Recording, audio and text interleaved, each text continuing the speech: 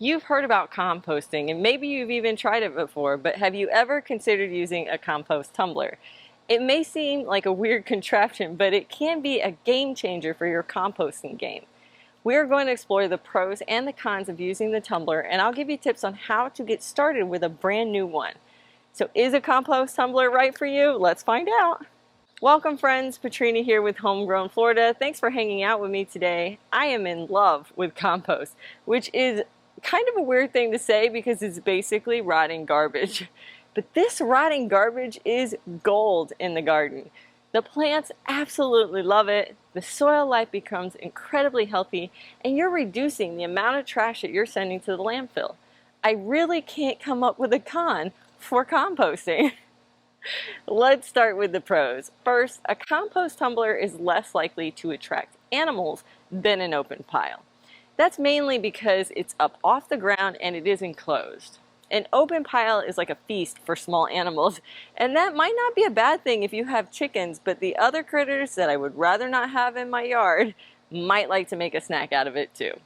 Also, the sealed design of the tumbler keeps smells and messes contained. Normally, a compost pile doesn't have a scent if the browns and the green ratios are in sync. I'll tell you more about that later, but sooner or later you might get more greens in the compost pile than you have browns, and that will cause a smell. It's pretty easy to correct that, but by being enclosed in the tumbler, I can keep the compost bins a little high on the nitrogen and the greens without dealing with the smell, and that usually speeds up the breakdown of the pile. Number two, a compost tumbler provides better aeration than an open pile, which can also speed up composting process. It's not to say that a compost pile can't have really good aeration if you're diligent with turning it with a pitchfork, but a tumbler is just super simple to spin as you walk by during your normal garden chores. Turning a whole compost pile is a bit more effort, and because of this, some people end up neglecting the turning of their pile. And the third, a tumbler keeps your compost neat and tidy. No more messy pile in your backyard. You may not mind the look of a compost pile, but here at my house, we prefer the kind of neat and orderly look. My husband is former military, and he really likes things to be symmetrical and orderly. Being the good wife that I am, I like to make sure the garden looks that way so that he can enjoy it with me. That's one of the big reasons why a compost tumbler or two were right for us.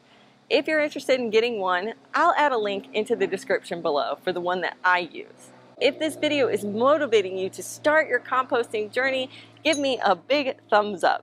Now, the cons. First, the volume of a tumbler is usually lower than that of an open pile. By the time you fill the tumbler completely up and just stuff it full, that volume is going to reduce by about 2/3 by the time it's done processing. So only 1/3 of this tumbler will be full. This tumbler is 37 gallons, so that means you're only going to get 12 gallons of compost per processing round.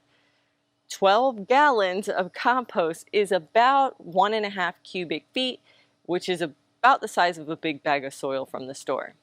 I'm not great with the whole measurement thing, so I want to give you an example. One of my raised beds is 8 by 4 feet.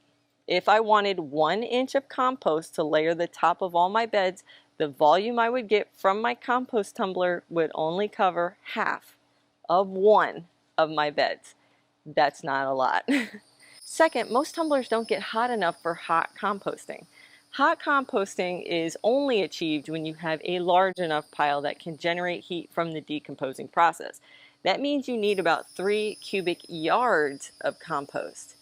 Hot compost is really preferred because it's a super efficient way of breaking down the material and producing compost faster. With a tumbler, you're relying on vermicomposting, which just means that you're using bugs and worms to break down the compost. I thought this would be impossible since the tumbler is up off the ground and enclosed, but they found their way in there without me having to add anything special like worms. Thirdly, removing the compost from the tumbler can be difficult due to the design. I did pick up a little trick on getting it out, which is to take a tarp and place it under the tumbler, kind of like in a bowl shape, and then I remove this slide out and rotate the container slowly to dump the compost into the tarp.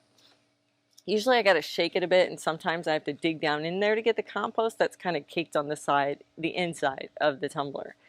A compost pile would be much easier since all you have to do is shovel it out. Now that you know the pros and the cons, let me show you how I start a brand new tumbler. I recently emptied this tumbler out and put the compost in my beds with my tomatoes to give them some extra nutrition. So this guy is completely empty. I'll be adding my brown materials first. The way I like to think of brown materials is dead or processed materials. So cardboard, paper, leaves, wood chips. I'm adding the first three, and I'm adding quite a bit because I've been saving it. I like to start with a pretty carbon heavy compost, which is the brown, is the carbon part of the compost.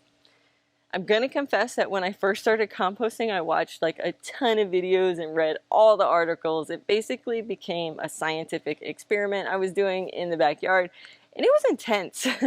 There was so much math and volume that it really just felt like it was not attainable. So being the incredibly detail-oriented person that I am, I did what any other person would do when faced with this challenge. I just started chucking stuff in the bin. Yeah, that's right. I gave up and I just started chucking stuff in, and guess what? It worked. It worked really well and very fast. And I figured out that it really doesn't need to be that precise. So now let's start adding our batch of the greens to be added for the nitrogen to the brown carbon, which is kitchen scraps. If you have access to manure, that's a great nitrogen source. Some others are like grass clippings, coffee grinds, and like garden waste. Garden waste are things like spent plants that you haven't eaten or can't eat. So squash plant vines, broccoli stems and leaves, branches from your tree pruning. I put all of the fruit tree prunings in my tumblers. Now right now I'm only adding one little bucket of greens, but I'll keep adding these greens about twice a week for a few months. You're aiming for a ratio of 3:1 browns to green, but this gets hard for me since I'm slowly adding over time both browns and greens whenever I have them. So my rule of thumb is just to keep adding greens until the compost is putting off a bit of a smell. Then I'll top it with some shredded paper or cardboard and turn it a few times. Within a day, the smell dissipates and I know I'm at a good ratio. Then all I do is turn the tumbler once a week. There have been times I have totally forgotten about my tumblers for months and it was fine, but I have noticed that the more you turn the tumbler, the faster the compost finishes. One of my biggest challenges with composting is knowing when it's done, especially a tumbler, because my soil never looks like the soil you see in those pretty pictures online. My soil is always kind of super moist inside of the tumbler and like clumpy. Kind of gross if I'm being super honest.